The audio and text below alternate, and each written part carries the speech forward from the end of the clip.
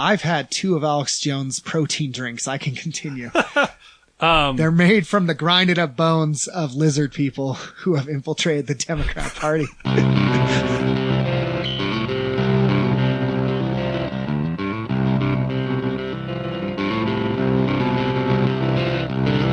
Interdimensional lizard people. He has some whack views, dude. I'm sorry. It makes me whack. like him more.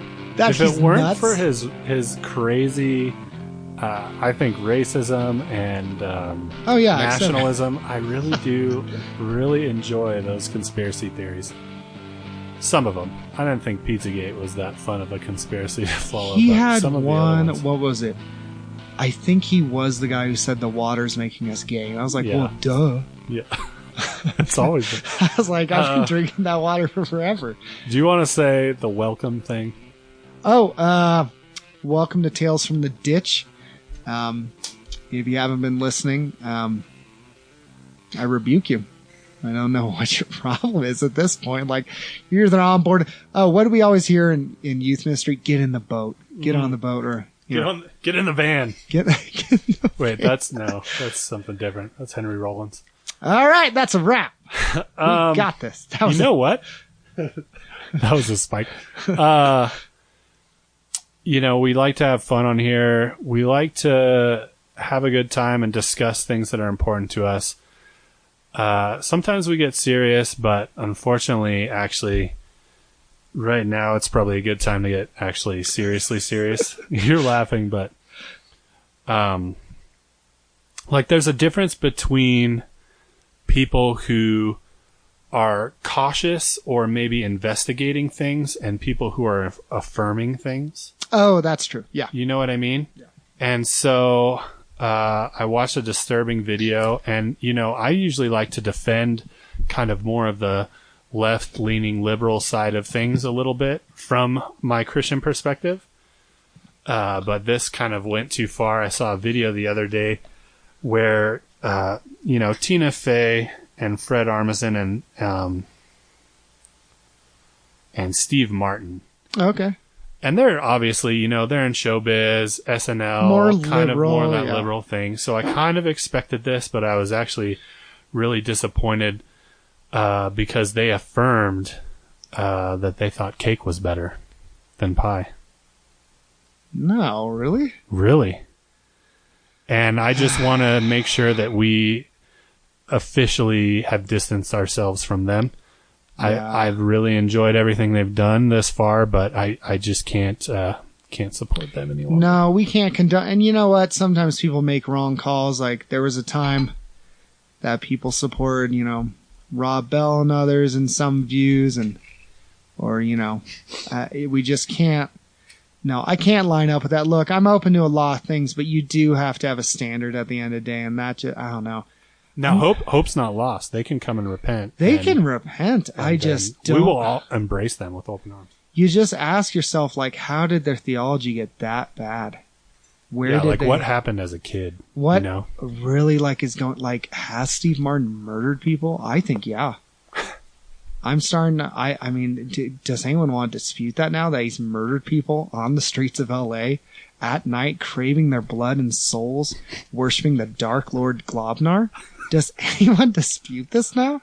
I could just see Fred Armisen in a hotel room, a nice hotel room, but he's just destroyed it, and he's just looking in a shard of a broken mirror that he broke with his head. Yeah. And he's just got this small shard, and he's looking at himself in the mirror, and he can't wash the cake frosting off of his hands, they won't come off, like Lady Macbeth. And it's just a sad, dark state for these poor people. Have you seen the episode of Portlandia where he's addicted to pasta? Yes. It's so good. He's heating up a pan of pasta with a lighter. She comes in and goes, "Go away." He's so good. "Don't look at me." He's like, "I have a problem." And he even goes behind the sheet and it shows a shadow. He goes, "Do I look like a fat guy?" She's like, "Yeah, you do." He's trying to get hits of pasta. He's filming people eating pasta. Oh gosh. John Portlandia the Baptist so was good. a greater Armisen. That's what reform guys do. This is why I like, someone says something, they go, but what if we just found something delicious? What if you were eating a snack in church? Harvey's like, blah, blah, blah. You're like, and you were just eating pie. Amen. I had this candy that's from Minnesota called a Nut Goody or something like that. Go on. It's amazing. And I've never seen them before. And somebody I worked with was from Minnesota, and she gave out these Nut Goodies for Christmas time. And I was like, oh my gosh, this is amazing. And maybe I was meant to live in Minnesota. I like cheese curds. What's cheese? Have I had those cheese curds? I don't know. If you haven't, you're missing out. It's like cheese forms into curds, and then in order to like ship it out, they kind of like, I think, shape it into like a cube or a wheel or something like that. How you buy cheese in the store. Mm-hmm. But it's like one less step of processing, and there's like still, it's weird. Like they're just like randomly shaped curds of cheese. They're just super good. They're way different than regular cheese somehow. I want to ask a question that will define us for the next 20 years. And it is, why is it Working gets canceled, but Dharma and Greg gets 20 seasons? Oh my gosh. I mean, if you really, hey, Tyler, post mill, huh? I mean, no. I want to ask a serious question. All right.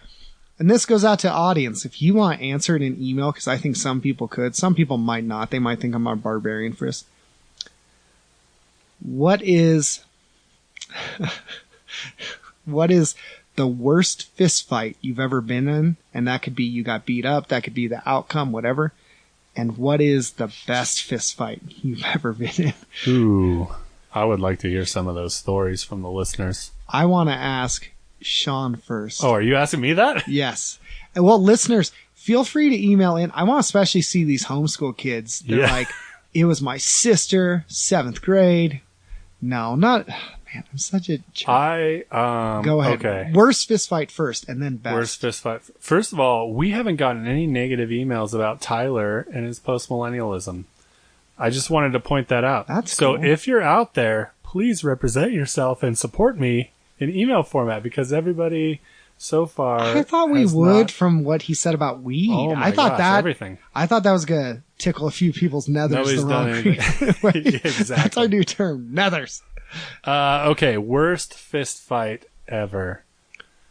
I think you might have been there for this one. I was young. It was like, so it must have been 3rd, 4th, 5th grade, something like that. I met you in 4th. So. And we went down to the park by Lena Juniper Elementary, and I was actually being a jerk, I think, and these kids were playing baseball. Like a whole baseball team of kids. I wasn't there, but you told me. You've told me. 8 kids, yeah. So it was like an older kid and a bunch of littler kids. So let's say I was 9. I'm probably right about that. 9 or 10 or something like that.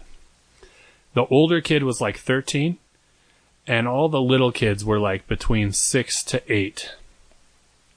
And I was just hanging out at the park, kind of watching their baseball game, because they were playing a baseball game on the baseball diamond.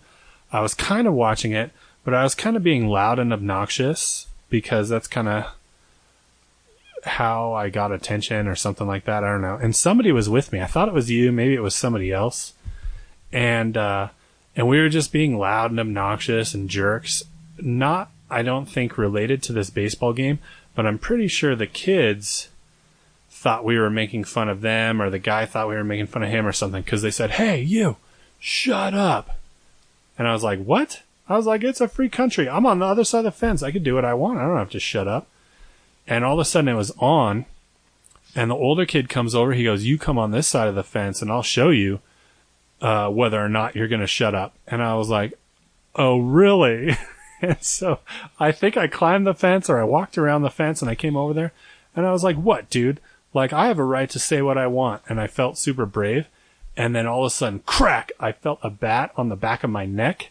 And then I went down, and all of the kids, like 8 kids, were just like kicking me and punching me and dropping elbows on me. And then the older kid was holding me down while they did it. And I was like, oh my gosh. And I was like bloody and crying. And I was like, where did that come from? What happened? And I remember I was like, fuck, get off me. And like I pushed them all off and ran away. And my mom happened to be driving by and she saw me all bloody and she was like, what happened?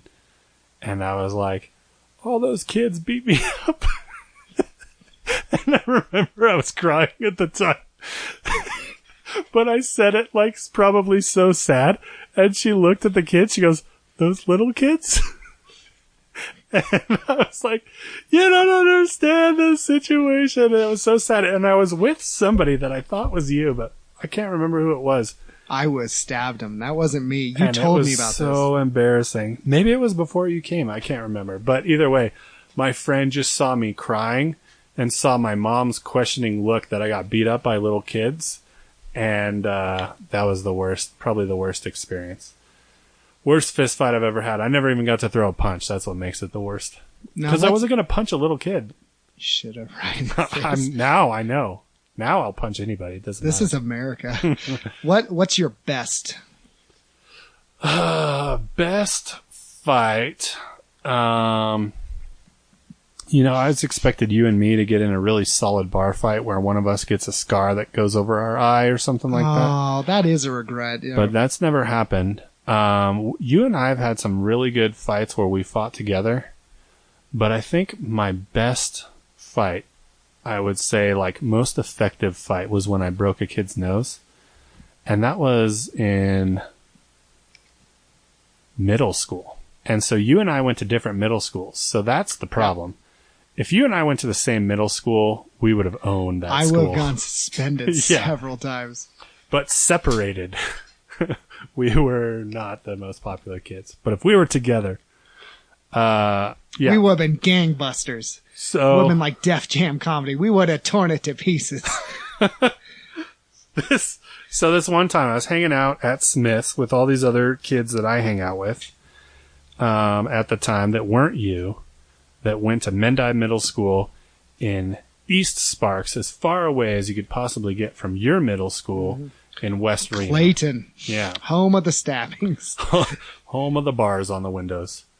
Yep. So Mendai was a super nice school, and it didn't have any crime problems or anything like that I know of. Anyways, this kid named Derek, who I actually went to I went to Lena Juniper with Derek, but I didn't see him for a long time. Was it Chisholm or no? No, different Derek. And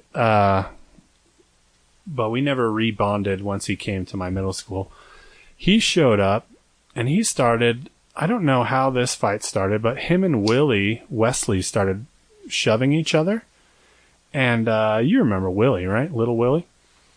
They started shoving each other, and I walked over and I was like, look, dude, that's my friend Willie, and you're like a foot taller than him, and you don't mess with him.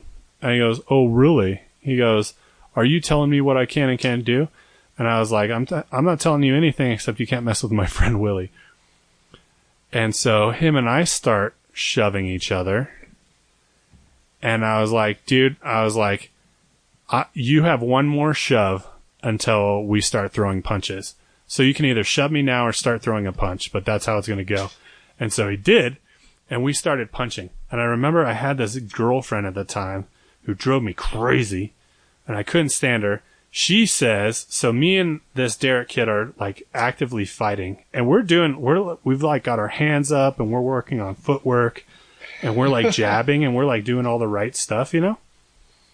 And she says to my friend Mitch, rest in peace, Mitch. Help him, right? Something like that? She goes, Mitch, jump in and help Sean. And I'm like, you're my girlfriend. You're supposed to like respect my masculinity and believe that I'm tough. And you're saying that I need help from Mitch.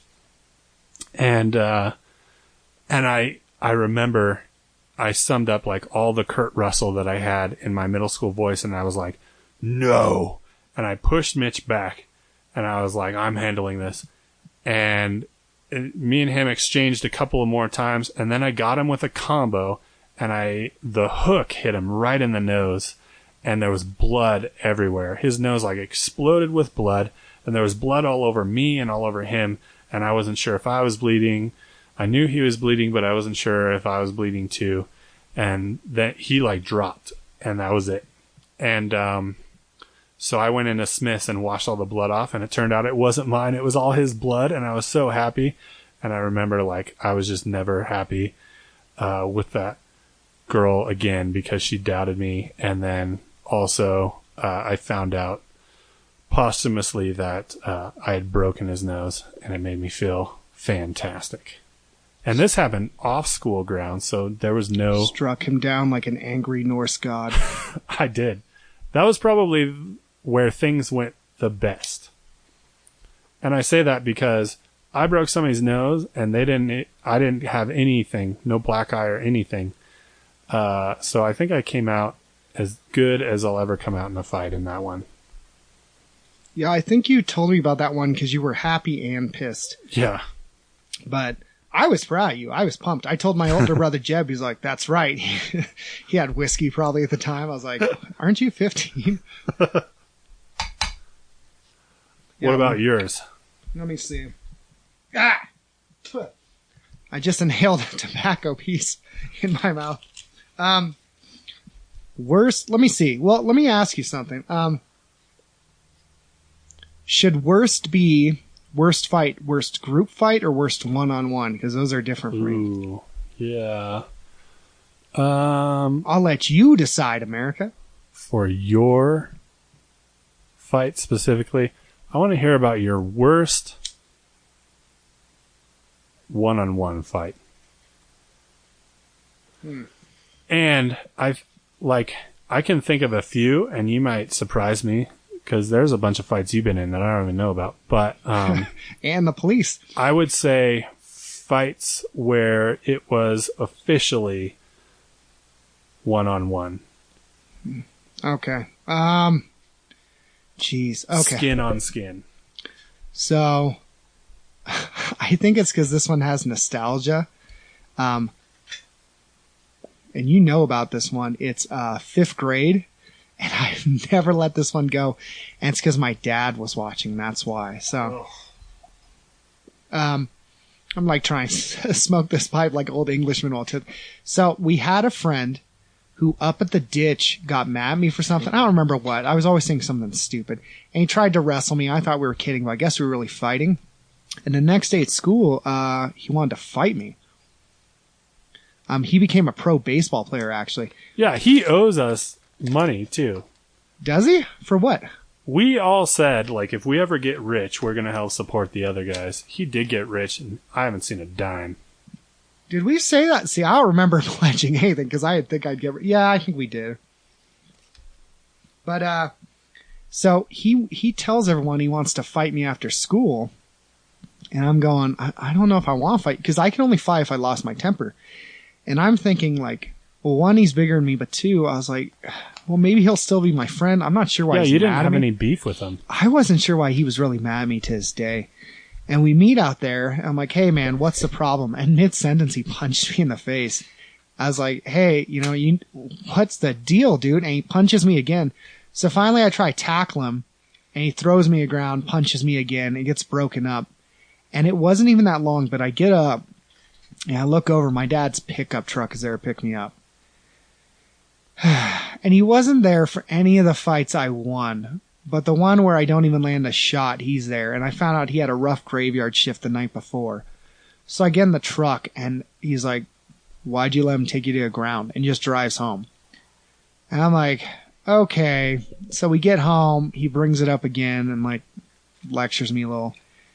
And he was, like, disappointed. So I put in my mind from then on, I was like, every fight I get into, I'm going to fight 100% even if they're my friend. Like my dad's watching. Like my dad's. I'm going to fight hard. I will pick up a rock. I'll headbutt him. I'll bite him. I'll pull a knife if I have to. But I was like, if I lose, I'll be disgusted with myself. And I can remember every fight I've lost because I had such an idolatry and insecurity about it that I remembered that day. I mean, I had times where you saw 6th grade, there was a fight. I got knocked down first. That's how fight started.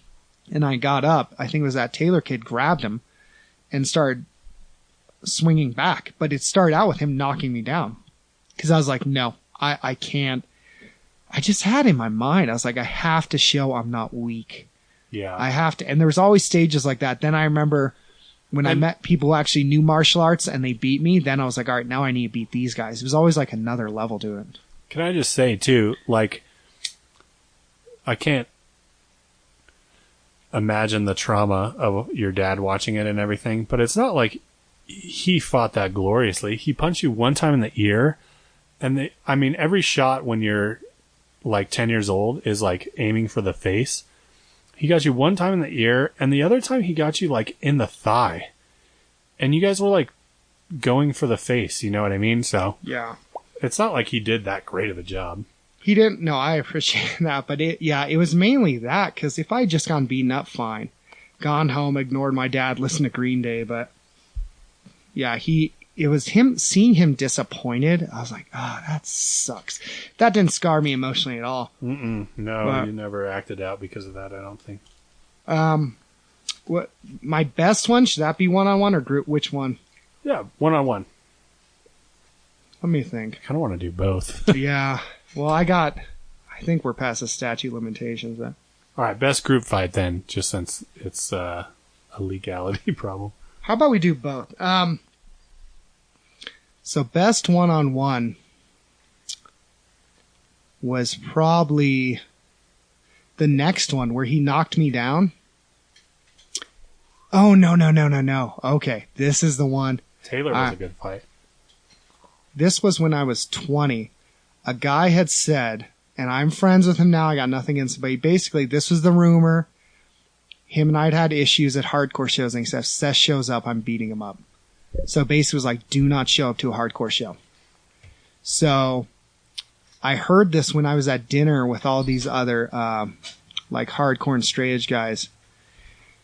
And, they're like, oh, so what are you going to do? So I drove to the show because I heard he had said that.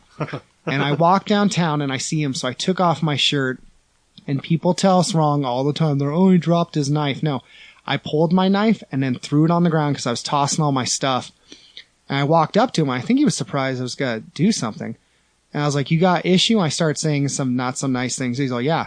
And I picked up a chair and hit him with it and started just swinging on him. And I connected a few times. He got me a headlock, so I pushed him into a truck and started hitting him in the ribs.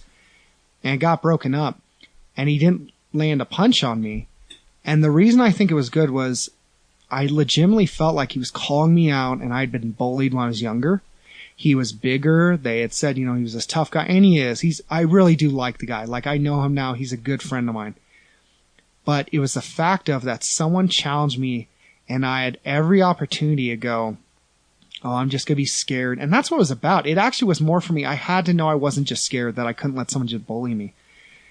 And afterwards, I remember after it got broken up, I picked up a knife and like threatened him. I was like, blah, blah, blah. But he never messed with me again. And I remember, I think it was having all the guys around me just, hey, man, good for you, and blah, blah, blah, and getting built up. Because I think it was making up for that a little bit with my dad of like, okay, like yeah. I proved it. See, I got called out again, but this time I did. Dad, take that, you Dutch guy. Huh? With your weird mustache? No, I love my dad now. But I think that was my best one. Best group. Let me guess. Hold on. Can I get 2 guesses? 2 guesses. I guess best group was either Wadsworth or Hilton. Wadsworth went wrong. I wouldn't say that because that's the one where some of our that's where we lost. Wadsworth. Did you lose?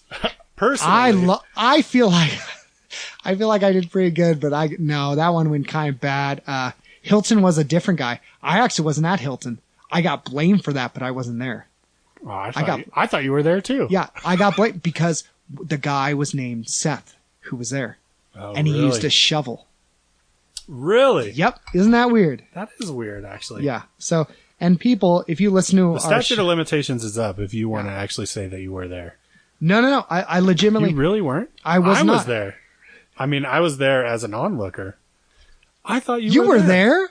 Yeah. I mean, I was Johnny Come Lately, and I heard about it, and I was like, because I was in there playing blackjack, And I was like, ooh, fight! And I ran outside, and then it was all over.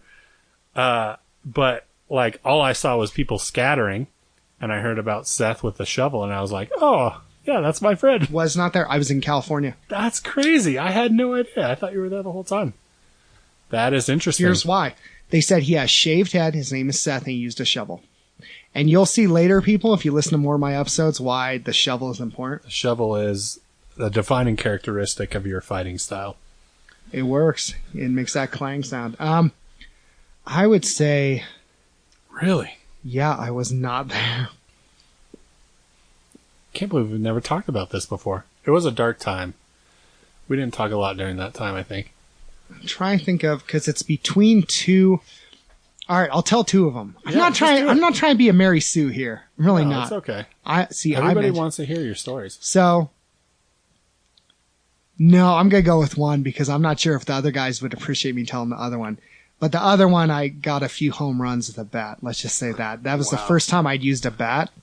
And I think I took out 4 or 5 guys. Oh, my gosh. And they were all like neck and face shots. Anyway, so this one, we're up northwest. There's going to be people, some guys could be like, I go to your church. I was at that fight. That was me. So we had one guy stand down there alone, so that when the guy showed up with his friends, he'd think, oh, it's only this guy. So he has hands up in the park, but in the bushes and trees above, there was 35 of us. Oh my gosh. Hockey sticks, bats, machetes. So they all came out and they're like, what are you going to do? What are you going to do? And like 6 of them, and they think, and it was more than that, actually, more than 6, but they thought, oh, we're going to jump this one guy. And he pulls out mace and sprays one of them, and the other guys circle around like, oh, we're going to charge him. And then you hear a yell like Braveheart, and all of us come out of the trees. And those guys crap their pants. Oh, my gosh. Run to their trucks. We're tagging them. They're all booking it. They're all getting out there. They just ran. And that's awesome. We hear, a truck was still there 5 feet away from us. And we realized there's someone in the truck. He was hiding. He tried to drive away. He drives away. I start chasing him. And he turns around and revs his engine like he's got to run me over. And I was like, what? So he starts charging at me, and I pick up a recycling container full of beer bottles and throw it, and it hits his windshield. So he veers to the side, and I run away, showing him a signal with one finger. And he drives away, crashes, and something else gets out of there, and not one of us got hurt. The whole thing. And these were guys who had said, dude, we'll kill these kids if we see them, we'll show up. And to be fair, we were jerks, but it's like, they weren't saints either. Let me point it this way. We weren't fighting like some nuns on a corner. These were guys who would, same thing, would mouth off, punch people. Some of them had jumped friends of ours. So, fair play. I mean, no one really mourns a lot of the time when a mobster kills a mobster. And we weren't mobsters, but it's because you go, well, you kind of knew what you were getting into. So. I like a society where physical combat can be a more serious part of it just because I like to know where I stand. And sometimes it's hard because now it's so passive aggressive and it's so cowardly. Yeah, it's cowardly, but it's even more like, it's like it's easier for people to have, verbal fitness than physical fitness. Yes. Do you know what I mean? Yep. And so it's like an easier battleground. So you fight on the internet or even in person verbally more than you do physically. But you don't have to face the guy. Yeah, and it doesn't take much courage to do that. It takes a lot of courage to fight people. And I know, actually, like, I have a feeling there's going to be a lot of detractors saying that, we're glorifying violence and blah, blah, blah. But I got to say that you learn a heck of a lot more about yourself in one street fight than you do in like 1 year of college. And I mean, like having that self-awareness, makes like the biggest difference in the world, I feel like. And, like there's 2 reasons I think this is important. One, because seeing Seth right now is a pastor. And I'm not going to say, oh, now Seth wouldn't hurt a fly because he's a pastor. Seth is still as violent and mean and dangerous as he ever was, probably. Maybe he's a little softer. You've ever said. I appreciate that, man. I think you would just ask a couple questions. Brothers affirming brothers. Yeah. Think about that. This is how you affirm people. Iron sharpening iron. So Seth is not weaker or even less prone to violence now, but I think the difference is now that because he's a Christian, he sees people in the image of God and takes that into consideration before he hits you with a shovel. And other people at our church that are like staff or pastors at our church, remember, we've been in fights with or like showed up. Crazy. Well, like a guy I would I'm say thinking my of. fuse isn't as short. There's a lot of things I'll let go now. I will say back then, Yeah. because if you looked at me wrong in the hardcore scene, and I'm not saying this because I was a tough guy. It's just people in society suck so bad fighting. Yeah. Everyone thinks they can fight. It really wasn't because I was tough or that good of a fighter. I just was willing to not hesitate and like throw that punch, and had a lot of anger. Yeah, go on. Yeah, we fought guys who we go to church with. That's crazy. Yeah, like I'm thinking of one guy who's pretty prominent in the church that we've been in several fights with. You know what I mean? And like who? Whisper? What's the initial? M. This is going to be too obvious. I don't want people to go on a witch hunt. I want to find this And out I'm later. afraid. I'll tell you later. But either way, like the point is, okay, one time we went to Reno High to help represent this individual in a fight. Oh no, it wasn't. You weren't there. It was me and Mark. Me and Mark like went to Reno High. You one and time. Mark Caceres? Yeah, Mark Caceres. That's and his me. last name, Mark Caceres. That's not me. No, Please. Mark Caceres wasn't the one in the fight. Well, we, yeah. So me and Mark Caceres and another guy with the same initials, all got in a fight at Reno High together and me and Mark were like adults. We were like 20 years old, but we went to the high school to represent somebody who was still in high school with the same initials as Mark Caceres. You'll figure it out. It'll come to you. Anyways, my point is, like, I think it's good to talk about this one because you see the transformation that has occurred with all of us, and you can say, wow, like there was a lot of troubled problems, and now, like, if you got in a fight now, I feel like I could count on it being a pretty good reason to get in a fight. And I think that's amazing. It would be legitimate. Yeah, if I fought now, because I've had guys say stuff to me, and I laughed. I'm like, yeah, I just don't care. Because I don't care. I'm like, you're calling me a name? Fine, I'll go home to my warm house and like hang out with my family and wife. Back then, I remember I one night fought 3 different brothers. Wow. And I cheated the way I won. Well, actually, in street fighting, there's no cheating. That's I use true. strategy. Whatever's possible is possible. But 3 brothers, all because they had messed with one friend. And I was like, nope. So I got all 3 of them. But it just, which by the way, people headbutts, use them. And not like they do in Hollywood. You do that, learn to do it right. Yeah, you'll break your nose. Watch Wanderlei Silva. He headbutts right, even when it's not legal, even when it's not allowed in the fight. Brennan, big ups to you. You know what I'm talking about, dog. Big Sponsored ups to by Brennan. Yeah, I think just realizing like the amazing transformation that God has done in our hearts is really good. The other thing though is I really think like fighting is something that men naturally do.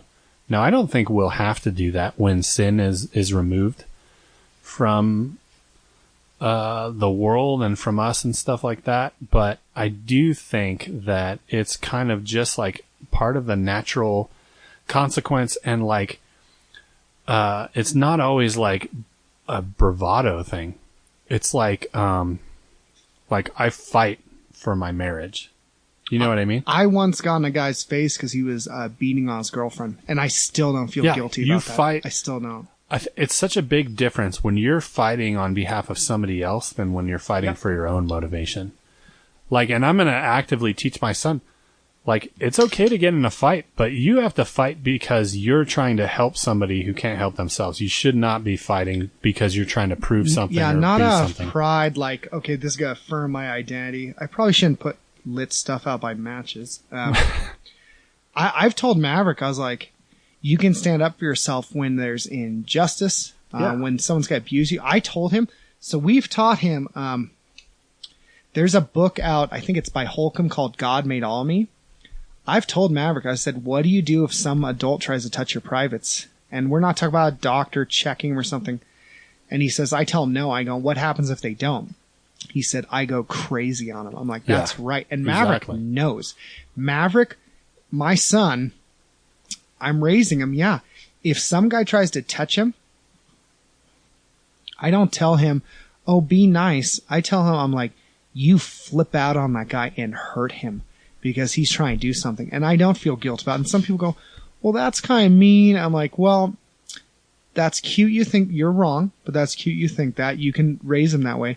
But I'm raising my son that I think Christians are supposed to be loving, but I don't think we invite abuse and injustice either. Absolutely. I don't. I've taught Maverick that I've held pads for Maverick. By the way, he throws all hooks, no body shots. And if you've ever seen him defend his best friend, your son, he gets defensive of your son. Yeah. I once was like, oh, are we going to go see Booger, your friend or whatever? I say Booger next. And he's like, you talk that way about my friend again, Daddy, I get to choke you. And I was like, I said, word? Yeah. And I was so proud of him. And that tear fell down my eyes. He's all, what, Dad? I'm all, you've done enough. I'm all, that'll do, pig. Yeah. That'll do. And I wept bitterly. I felt like, with Danger, like, and he's still like, I have a hard time explaining things to him because he's still like little and he's got reach though. Your son could have a jab, man. Man, he hurts me so bad when we play fight. But like, I feel like I want him to know how to fight, but I also want him to know that like his worth or value or masculinity or anything isn't dictated by how well he can fight or how well he performs in any way. Like the act of fighting like can be courageous, especially when you are under the underdog or you are representing somebody who's the underdog. Like that's a courageous thing to do. That act, I think maybe choosing fighting over pacifism for the right reason is what I think like is important, not the act of fighting itself. If my son fights 1,000 fights and loses every one, like it's not going to diminish his value in my eyes whatsoever. But if he always chooses to fight to like represent his small friend or his fat friend that's getting picked on by skinny kids with great metabolisms and sexy abs, I feel like this is getting personal. Then I am all the way supportive of him. And I'll never say like, oh, you didn't win that fight, and so you are less appreciated or respected, Can I point something out too? Sometimes people only look at W's and L's, like wins and losses. I'm using terms. I'm pouring Gatorade. You have to look at the story of the fight, because, dude, I know this guy, Willie, in Thailand. He is one of the toughest guys I've seen from the U.S. I've sparred with him. So he was in Thailand. See, this is why you have to listen to the story of the fight. If you look at his record, it just says loss. Pro boxing record, 0-1. His Muay Thai record is like 32-11. Fighting Thais on their own turf. But his pro boxing record is 0-1. You know why? He got offered short notice a fight against a Thai pro boxing champ. This is a true story. And on the video, and he's not a pro boxer, he's fighting this guy just standing in front of him, round for round, swinging on him. Right. And he's taking shots and smiling, and he goes, come on. And he's just swinging on this guy. And this is a champ, boxing champ. And he's going rounds. And they stop it, but Willie wasn't done. Yeah. And all we see is the loss, but you don't see... He short notice fought a pro boxing champ and was just willing to, he's all, yeah, I'll fight anyone, anywhere. Yeah, that takes courage. It's the heart. And that's what I love about Thailand is they'll look at like, you could lose 10 fights in a row, but if you fight with heart, they'll keep booking you. He fought this guy short notice. And I remember watching going, dude, I am so proud of you. He is a tough dude. If you ever look up, Willie Whipple, look up his WFC fights, look up his Max Muay Thai fights. And by the way, if you're in Thailand and you're a non-Thailand guy, you have to almost knock him out. every time. If you're in Netherlands, not nether regions, Netherlands, and you're fighting a Dutch guy, the judges most of the time, and this happens in America too. If you're from Reno and a California guy's fighting you, sometimes judges are biased. But Willie Whipple, dude, he is one of the toughest dudes I know. But he doesn't brag about it. He doesn't walk around like that. Yeah, if you saw this guy, you're like, oh, he just, seems like a nice average dude. Dude, tough as nails. Yeah. Because, and he even said this, and I remember this, it was the best thing. He said this before my fight, like that, where I lost terribly. He's like, I was like, I hope it do good, man. He goes, nah, you're a beast, man. He goes, and don't worry. He goes, records are for DJs. Yeah. And I was like, what? He goes, that's awesome. He goes, you go in there and just fight. And I've seen him go in there with a busted leg, and he threw a leg kick with that busted leg. Oh, man. And he seriously was standing, you can't see it, but he's standing in front of the pro boxer. He's like, come on, just throwing, and would not back down. And he went rounds with a champ. And it's just guys like that where I go, dude, you're telling me he didn't learn anything about like weathering a storm or feeling pain or how hard he trains. Like, you gotta listen to the story of it. So when some guy says, oh, I lost a fight, or if some guy says, I've never lost a fight, all right, ask him this. Say, were the guys your same size? Yeah. Were they drunk and you were sober? Yeah. Did you punch them when they weren't looking? Were you picking on a fat kid? Yeah, picking on that kid. The elephant in the room. Huh? Were you? Because if you think of this, there are guys who say, I've never lost a fight. I go, well, you're 280. You fight guys who are 150. They were younger than you. You punched them while they were talking versus no. Squaring up with a guy your same size or a guy who knows how to fight. Because, dude, some of the fights I've lost, and this is why I actually started training, was I ran into legitimate martial artists and they just whooped me. So my response was, fine, I'm going to train. You were there the first time I tried MMA. Mm-hmm. Remember, I got choked out like 5 times. And I said, I want to do this. And it was just because I wanted to see what I can do. And I'm not saying people can't take it to sinful places. I've seen guys do that. Yeah. I've seen them wrap their identity into it. But like, there is something about fighting that the idea you ask yourself, and people don't get this. You go, like, can I do that? How much can I take? How much of a beating can I take and still keep going? Right. Because in my fight, the first time he knocked me down, there was a temptation. Like, I thought there was a split second. I thought no one would know I'm not really done. Yeah. I could lay down. I could act woozy and no one would know I'm not done. And I was terrified because I hate fighting in front of people I care about. And my dad was in the audience. And I was like, no, I'm not done. So I got back up again. And I got back up 2 or 3 more times. Yeah. But it's because I knew I wasn't done. And look up Brennan Mishler. Look up Mike Zambitas fighting Chahi. Look up, Zach Bonnell. He's from Reno. If you look at some of his fights, he did a tournament. I think it was Sweden. And he went into his third fight against a Russian dude, injured, and still fought that guy. And this guy was a tank. And he's throwing elbows at Zach's forehead and chest, trying to break his sternum and his face. Ugh. And I remember watching Zach, and I was so proud. Fighting is. I knew this is going to be something I'd go off on because and hear me, I'm not the toughest guy. I just feel like I'm surrounded by tough people, but there's something to fighting, man. It's so interesting to see because, all right, tell me this, and I'm asking this to especially some guys. When you read about David, these guys who fought like 800 guys by themselves, you're telling me that took heart. Mm-hmm. Caleb's like, you send me up the mountain, I'll fight these dudes. Yeah. There just is something, I don't know, something about conflict, man. Well, and everybody hates when I bring this up. Like, go on. Super experienced fighter guys hate it, and also complete novices to the area hate it. But the Rocky movies, like specifically the first movie and the last movie, and I know it's Hollywood and Sylvester Stallone's not a boxer and everything, but I think something that they show very well is how much bravery it takes to get in the ring, and also how much heart is important. How hard is the most important thing. You can't teach it.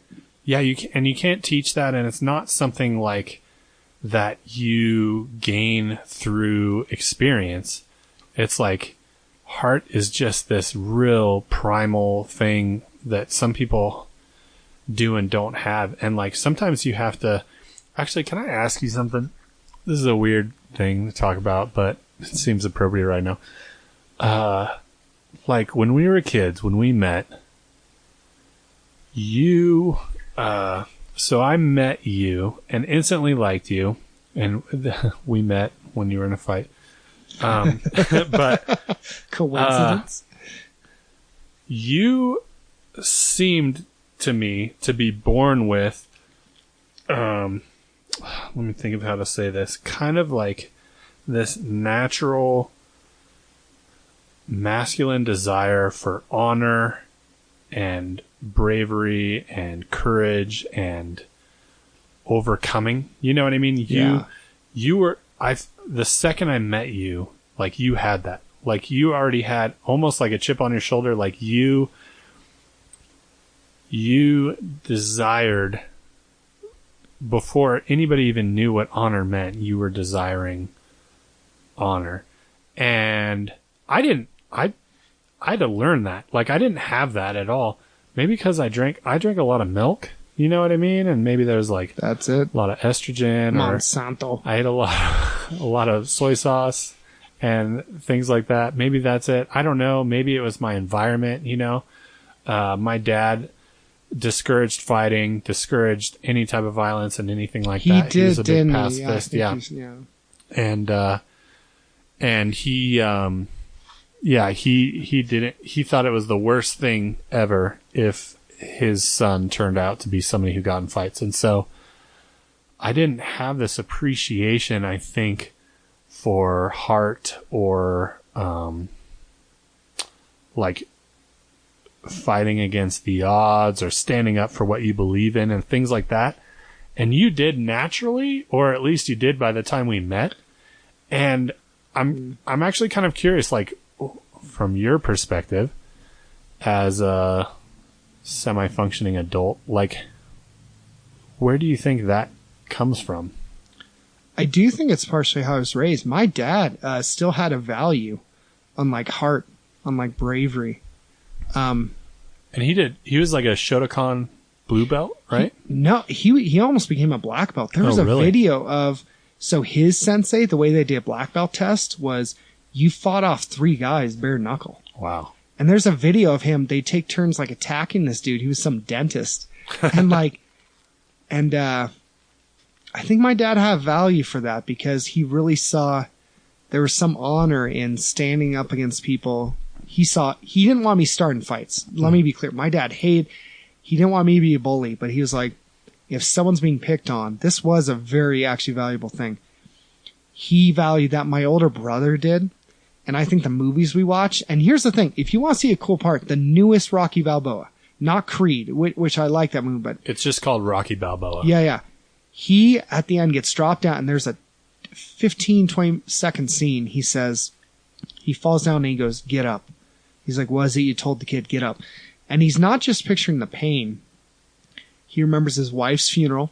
Yeah. He remembers every loss. He remembers every time he got dropped. And that's the thing. It's not that I haven't lost. I've had even a friend of mine, he like knew Taekwondo, head kicked me, showed me I didn't know anything, like I wasn't as tough as I thought. Because I only knew how to fight at that point, only when I lost my temper and could black out. He says, get up. Get up. And he's just saying, he goes, what'd you tell him? It's not about how hard you can hit, it's about how hard you can get hit and keep moving forward and keep moving forward and keep moving forward. And he's thinking about every loss of his life, every job he's lost, every time he was mocked, burying his wife, losing his money. And that's the thing is, his whole life is in perspective. It's not just this machismo. It's, no, my life has been a fight. And I think I was taught that as value. Now I saw my dad valued it, and the movies and the men I met valued it. So I think a part of me really saw like, okay, there's something to us as a man, the idea of heart and of fighting and of persevering, and not just in a fist fight, of showing up to a factory and you work 12 hours and you go home and your kids are there and you're tired and you're just exhausted from a shift, and you still pick up your kid and tell him you love him and you listen to her story and you sit there in the dark and you may not even be appreciated, but you go lay down and know, like, no, I made it through a day. Like I fought, and and it was this kind of. That's a good point. That's fighting too. It's not that's just fighting, like yeah. fist fighting. Like if there's guys It's out life. there, Yeah. like, yeah, there's no less value. Like if there's a guy out there that's never gotten in a fist fight, it doesn't mean like he has less worth or value. Or No. honor. Like, take example. Here's maybe something a guy could get who hasn't been in a fight. Your wife looks at you and is like, I don't deserve your love. Let's just give up. And you don't want to love her. You don't want to keep going. You're tired, and marriage has been hard, and you don't get, and you get over there and you're like, no, I'm going to love you, and you fight, and you don't flirt with the girl at work, and you do your shift, and you come home and you're still praying, and you're still pursuing, and you're still going, and you're loving people, and you get hurt at church, but you still go to church, and you get hurt by things, and you still believe, and you still fight. And you see life and you look and there's no reason to have hope. And you're just like, no, I'm going to keep going because, yeah, life is a fight, man. Like, and it's not to make that all about, but I think there was something where I was raised. I think there was idolatry. I think there was sin. I think there was insecurity. Yeah, but I think there was also something I was taught of almost like even that samurai spirit of like, you lost. Yeah, but I stood like 500-1. I charged in and said, no, I'm not going to be conquered. I'm not going to be destroyed. I think this rings true when you watch a movie like Braveheart. Right. You watch a movie like Last Samurai, minus Tom Cruise, and you go in, Scientology is garbage, and you go in, and there's just something to it about, I don't know, there's when you watch Fern Gully. There's something, here's what I think is odd. There's something to someone telling you, we're going to do what we're going to do. You need to bow down. You need to submit. You need to bow to something evil. And you stand up and just sock him in the face. There's just something about that. It's just, of like saying, I defy you. I refuse. I don't know. Yeah, absolutely. I bring it up because, like I said, I didn't have that. But there was some part of me that needed that or that identified with that. So like when you came on the scene and we started hanging out and we talked about, I can't even think of it. Oh, like you told me about Predator, right? And I remember Predator was a movie that I watched and I was like, first of all, I wasn't allowed to watch Predator because it was R-rated, right? And every R-rated movie is bad. And so so as a kid, I at least would have to sneak off and watch something like that. And so I'd watch them usually in the wrong context. You know how you can watch a movie in the wrong context and it kind of ruins the movie for you? Yeah. So I watched the movie and it was like the first maybe 20 minutes and I just thought it was like about a drug lord that they called Predator. You know what I mean? Because I don't really know what's going on. I see them running around in the jungle and there's these like drug people, and I lost interest in the movie. But then you started to tell me about Predator. So I don't think I watched Predator till 4th grade. You told me about Predator and you're like, no, dude, it's like this alien and all this stuff. And it's like the most honorable alien in the, in the cosmos. And he finally meets his match because Arnold Schwarzenegger is as honorable and has as much heart as him and blah, blah, blah, blah, blah. And I was like, what? That's not the movie I knew about. So I went and watched Predator and I was like, oh my gosh, you're right. And so when I watch things that are granted not the most intellectual movies, you know what I mean? I'll watch Predator or Braveheart or 300 or something like that. Yep. And I'm like watching them and having this deep kind of emotional catharsis type of thing where I'm like, the Native American guy in Predator. Oh, dude. Cuts his chest so there's blood and so and they go, well, like, he lost. It doesn't matter. No, yeah, exactly. He was the winner. And so, yeah, exactly. That's exactly my point. That feeling, whatever that is, was something that I needed and that I felt like was introduced to you by me. And I think that's just probably a part of a natural part of humanity or a natural part of fallen humanity or fallen masculinity maybe, Yeah. it's certainly not something that needs to exist after Jesus makes everything correct. No. Because all worship is going to be based on him, and like no longer do those emptinesses need to be fulfilled. But I do agree, and maybe this is maybe a part of our hearts that isn't been transformed from the gospel. I have no idea. But when I look at Jesus, I see him fighting, like literally fighting in the temple when he sits there and makes a whip. He did hit humans with the whip. Dude, do you know how long it takes to make a whip? And he was sitting there making a whip, and people were probably watching him make the whip, and they're like, I wonder if he's going to hit us with his whip. And then they're like, no, he won't hit us with his whip. He's like super meek and mild. And then Jesus like finishes the last braid on the whip or whatever and stands up. Dude. And he just starts going to town. But in addition to that, he fought and defeated sin and death on the cross. But which is bravery. But he was brave in the midst of people who were challenging him. He had heart when he went in front of all the people to get baptized. And, John the Baptist says, like, my sandals aren't fit to something like that. And I don't know verbatim. I'm thinking of the RSCV now, and that's messing me up. You're thinking of the Message. Yeah. He said, yo, dog, I can't baptize you. Exactly. And Bono's like, brilliant. Yeah. Bono comes up, and Jesus is like, can you show me the way? But either way, the thing that is super crazy is that I felt like it was this almost divine revelation.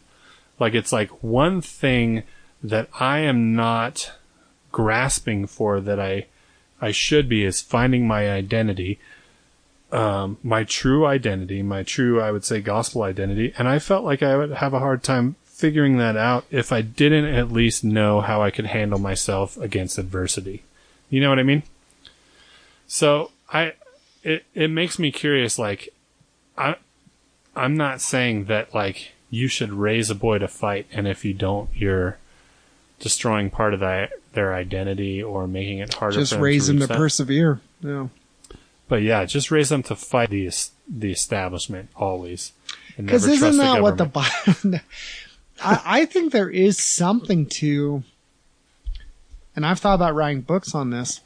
There is something to the idea with punk rock. There's like this thing of like, no, authority can be corrupt and evil, and it's okay to speak out against it and to not just go with the flow and the grain. Now, there's sinful things, but you go, okay. And I think you can find in lots of types of music, hip hop, all stuff.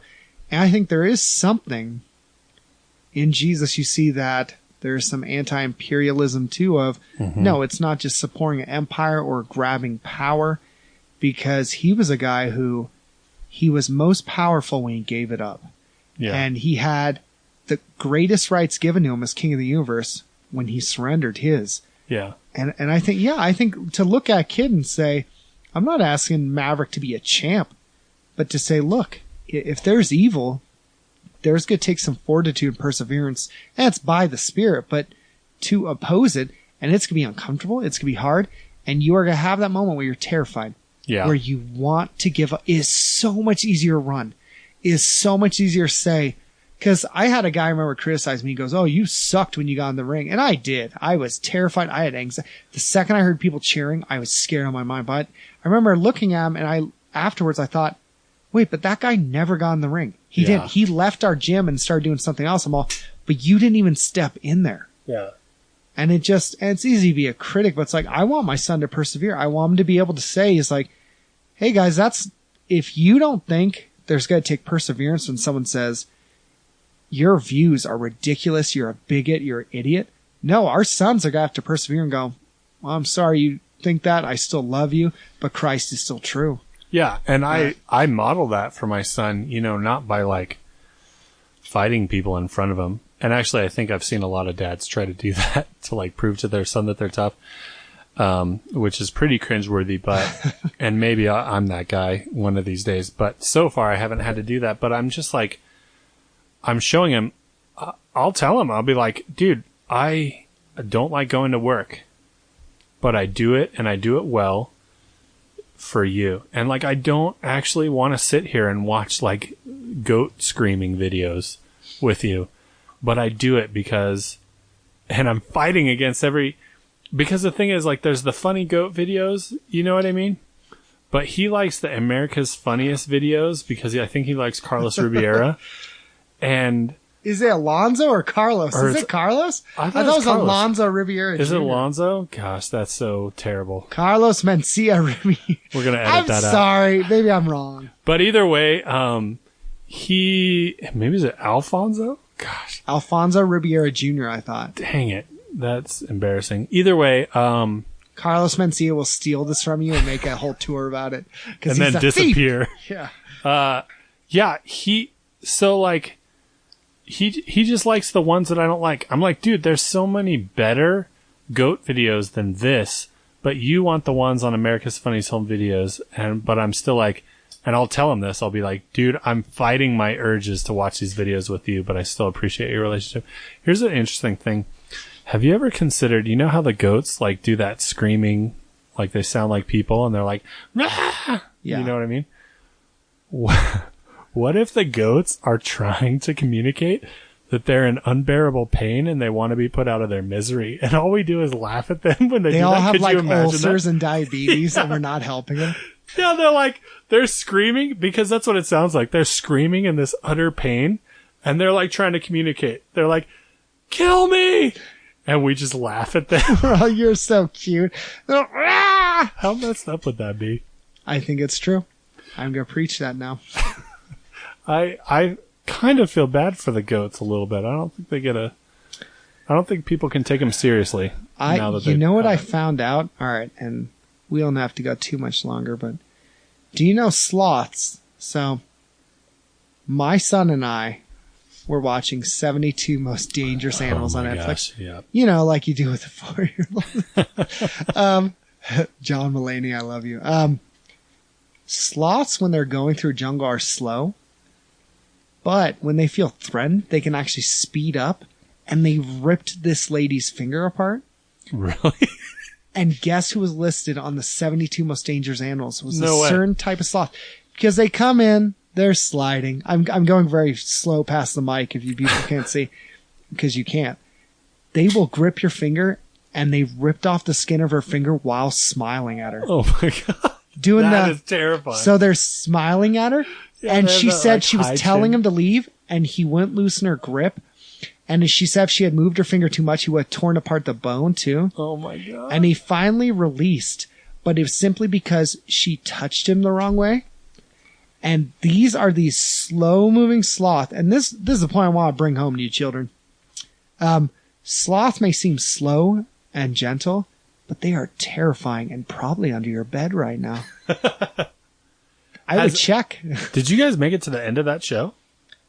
So there's several episodes. We're on like episode 4 or 5. Oh, wow. And they compete against each other. They say, all right, this is number 1.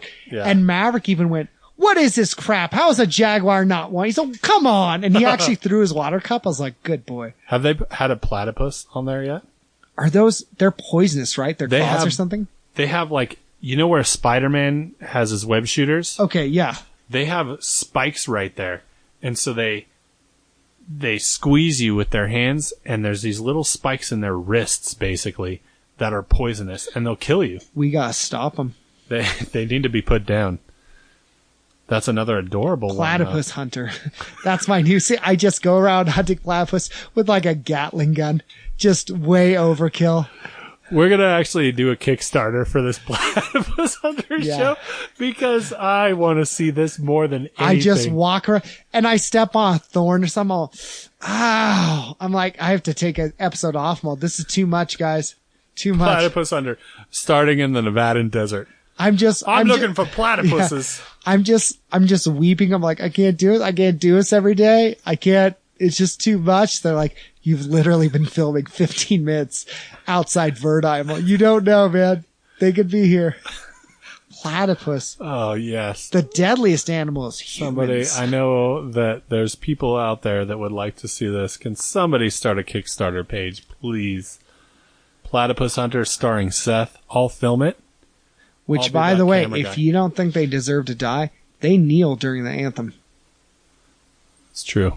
They do not respect our country. Do you know that's on you? They're like, oh, I'm going to kneel. I don't care about soldiers. Think about that. You don't want me to hunt those creatures down? Nothing says dissent more than the quack of a platypus. Do they quack?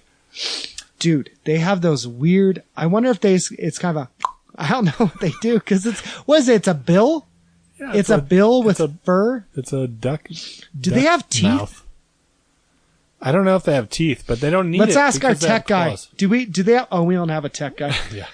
Let's ask Seth. Yeah? I think they do. Hey, Seth, can you look up, do platypuses have teeth? Yeah, I think they do. We need a tech guy. Let's get Odd Job on this.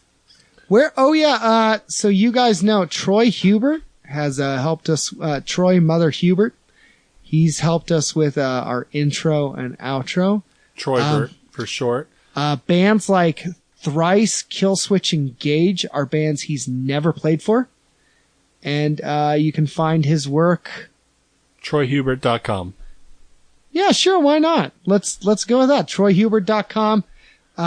Go fund me for me to hunt platypi? Is it platypi? Platypuses.